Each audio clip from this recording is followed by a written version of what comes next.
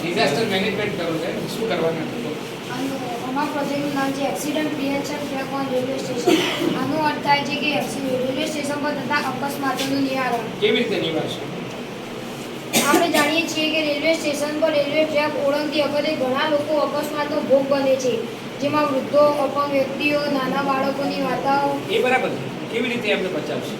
બંધ વ્યક્તિઓ વગેરે પોતાના સામાન સાથે રેલવે સ્ટેશન પર બનાવેલા એસ્કેલેટરમાં ઉપરથી જવામાં મુશ્કેલી અને ડર અનુભવે છે.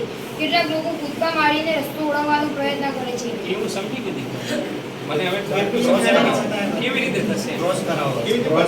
બચાવશો કેવી રીતે એમ કહો. જ્યારે વ્યક્તિને એક સ્ટેશનથી સામેના સ્ટેશને જવું હોય ત્યારે તે આ હાઇડ્રોલિક ફૂટપાથ પર ઊભો રહેશે અને ગ્રીન બટન દબાવશે. હાલ પૂરતા અમે બટન રાખ્યા નથી, પણ આપણે આમાં લિફ્ટ સિસ્ટમ પણ રાખી શકીએ. હાલ પૂરતા અમે ઇન્જેક્શનનો ઉપયોગ કરીને હાઇડ્રોલિક સિસ્ટમ બનાવી છે. તો આ વ્યક્તિ જ્યારે લીલું બટન દબાવશે ત્યારે તે હાઇડ્રોલિક ફૂટપાથ નીચે ઉતરશે